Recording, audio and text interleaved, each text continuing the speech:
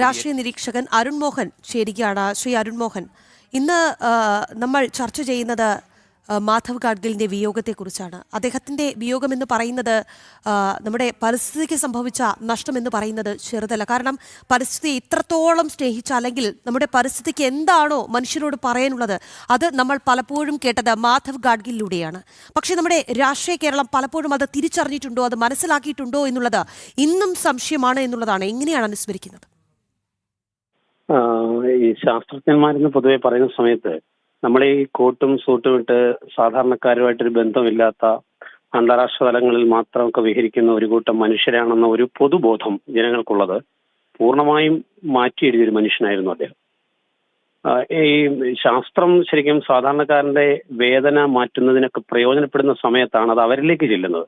ഇപ്പൊ doctor APJ Abdul കലാമിനെ നോക്കിയാലും മാധവ് ഗാഡ്ഗിലിനെ നോക്കിയാലും എല്ലാം നമുക്ക് പൊതുവെ കാണാൻ സാധിക്കുന്നത് അതിൽ മാധവ് ഗാഡ്ഗിലിനെ വ്യത്യസ്തമാക്കുന്നത് ഇദ്ദേഹത്തിന്റെ അപകടകരമായ കുറെ കണ്ടെത്തലുകളുണ്ടായിരുന്നു. മനുഷ്യരാശിക്ക് അപകടകരമായ രീതിയിൽ പശ്ചിമഘട്ടം തകർക്കപ്പെടുന്നു എന്നുള്ളത് റിപ്പോർട്ടുകൾ സർക്കാരിൽ സമർപ്പിക്കുന്ന സമയത്ത് ഈ സമ്മർദ്ദത്തിന് വിധേയമാകാതെ അവ അംഗീകരിക്കാനുള്ള ഇച്ഛാശക്തി ഗവൺമെന്റ് കാണിക്കേണ്ടതായിരുന്നു എന്നാണ്.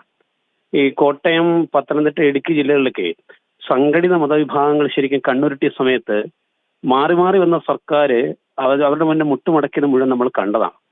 അവിടെയാണ് ശരിക്കും മാധവ് ഗാഡ്ഗിലിനെ പോലൊരു ശാസ്ത്രജ്ഞൻ വലിയ എതിർപ്പുകൾ അദ്ദേഹത്തിന് കേരളത്തിൽ നേരിടേണ്ടി വന്നു. അദ്ദേഹം ചില ആശയങ്ങൾ മുമ്പോട്ട് വെച്ചതിന്റെ പേരിൽ ആശയങ്ങൾ വെക്കുക എന്നുള്ളത് മാത്രമല്ല, 2011 അദ്ദേഹത്തിന്റെ ശുപാർശയിലെ ഏറ്റവും പ്രധാനപ്പെട്ട 2 കാര്യങ്ങളെന്ന് പറയുന്നത്, ഒന്ന് ഖനനം, മറ്റൊന്ന് ക്വാറി ലൈസൻസ്. ഇത്തരം കാര്യങ്ങളിൽ ഗ്രാമസഭകൾക്ക് അധികാരം വേണം എന്ന് പറയുന്ന നിർണായകമായ ഒരു ശുപാർശ അദ്ദേഹം ഗവൺമെന്റ് മുമ്പാകെ വെക്കുകയുണ്ടായി.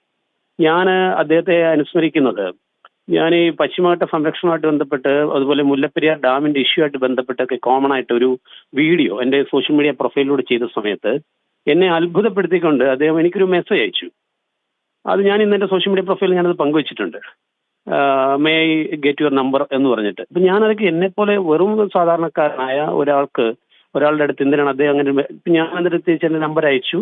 അത് എന്നെ വിളിച്ചപ്പോൾ ഞങ്ങൾ തമ്മിൽ പരസ്പരം കോൺടാക്ട് ചെയ്തു. അപ്പോൾ ഈ മരണസമയത്തിന് രോഗശയ്യയിലാകുന്നതിന് മുമ്പ് വരെ അദ്ദേഹമായി ഒരു നല്ല ബന്ധം എനിക്ക് സൂക്ഷിക്കാൻ സാധിച്ചിരുന്നു എന്നതിൽ ഞാൻ അഭിമാനിക്കുകയും ചെയ്യുന്നു. അതിൽ അദ്ദേഹം പങ്കുവെച്ച ഒരു കാര്യം ഞാൻ ഇന്ന് എൻ്റെ സോഷ്യൽ മീഡിയ പ്രൊഫൈൽ പങ്കുവച്ചിരിക്കുന്നത്, ഗവൺമെന്റുകൾ എൻ്റെ വാക്കിന് വില തന്നില്ല എന്ന അദ്ദേഹത്തിന്റെ ഒരു മെസ്സേജ് ഞാനത് എന്നെ ബന്ധപ്പെട്ട സമയത്ത് 1-2 മീഡിയാസിന് അത് അയച്ചു കൊടുത്തു. അത് നമ്മൾ ചിന്തിക്കേണ്ട കാര്യം, ഈ പശ്ചിമഘട്ടം പരിസ്ഥിതി സംരക്ഷണ മേഖലയാക്കി പ്രഖ്യാപിക്കണമെന്ന് അദ്ദേഹം ആവശ്യപ്പെട്ടതിൽ ഗവൺമെന്റ് പിന്നീട് വെള്ളം ചേർത്തു.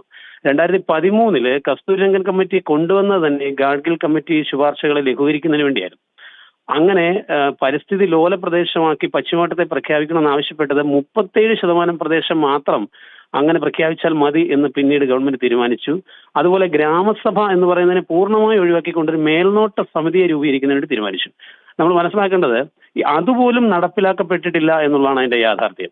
ഞാൻ താമസിക്കുന്ന പഞ്ചായത്തിൽ ഒരു വാർഡിലെ 13 പാറമടയാണ്, 3 ക്രഷർ യൂണിറ്റ് ആണ്. ഒരു വാർഡിലെ കാര്യമാണ് പറയുന്നത്. അതായത് പഞ്ചായത്തിലാകെ ഏകദേശം 20ഓളം ചെറുതും വലുതുമായ പാറമടകൾ പ്രവർത്തിക്കുന്നുണ്ട്. ഇന്ന് ആ ഗ്രാമത്തിൽ കുടിവെള്ളക്ഷാമം വളരെ രൂക്ഷമാണ്. 50 വയസ്സിന് മുകളിലുള്ള ഏതാണ്ട് ഒരു 70% മനുഷ്യര് ആസ്മ രോഗികളാണ്. ഹൈപ്പർ ഈസ്നോഫിലിക് സിൻഡ്രം എന്ന് പറയുന്ന ഒരു രോഗത്തിന് വിധേയരാണ് മജോറിറ്റി ആളുകൾ. അങ്ങനെ എത്രമാത്രം മനുഷ്യരെ ഈ പശ്ചിമഘട്ടം കയ്യേറി തുടങ്ങിയ നിർമ്മാണ പ്രവർത്തനങ്ങളുടെ പരിസ്ഥിതി ആഘാതം രോഗികളാക്കിയിട്ടുണ്ട്, ജീവൻ എടുത്തിട്ടുണ്ട് എന്നുള്ള കണക്ക് നമ്മൾ എടുത്തു നോക്കണം. അവിടെയാണ് മാധവ് ഗാഡ്ഗിലിനെ പോലെ ഒരു വലിയ മനുഷ്യൻ ശരിക്കും ഈ മാനവരാശിക്ക് വേണ്ടി അദ്ദേഹം മുമ്പോട്ട് വെച്ച വലിയ ആശയം പ്രസക്തമാവുന്നതും, അദ്ദേഹത്തെ പോലെ ഒരു മനുഷ്യന്റെ നഷ്ടം എന്ന് പറയുന്നത്, നമ്മൾ തീരാ നഷ്ടം എന്നൊക്കെ രാഷ്ട്രീയക്കാർ വിലപിക്കും, പുറമെ പറയാനേ സാധിക്കും. പക്ഷേ തന്റെ നിലപാടുകളിൽ ഒട്ടും വെള്ളം ചേർക്കാതെ അദ്ദേഹം പറഞ്ഞൊരു കാര്യമുണ്ട്, ഞാൻ അതുകൂടി പറഞ്ഞ് അവസാനിപ്പിക്കാമല്ലോ. അദ്ദേഹം പറഞ്ഞൊരു കാര്യമുണ്ട്, ഈ പശ്ചിമഘട്ടം മുഴുവൻ തകർക്കപ്പെട്ടിരിക്കുന്നു, നടപടി എടുത്തില്ലെങ്കിൽ കേരളത്തെ കാത്തിരിക്കുന്ന ദുരന്തമാണ്. അതിനുശേഷം അദ്ദേഹം കൂട്ടിച്ചേർത്തത് 2013 അദ്ദേഹം ഈ പ്രസ്ഥാനം നടത്തുന്നത്. നിങ്ങൾ വിചാരിക്കും പോലെ യുഗങ്ങളൊന്നും വേണ്ടി വരില്ല, 4-5 വർഷം മാത്രം മതി എന്നായിരുന്നു അദ്ദേഹം പറഞ്ഞത്.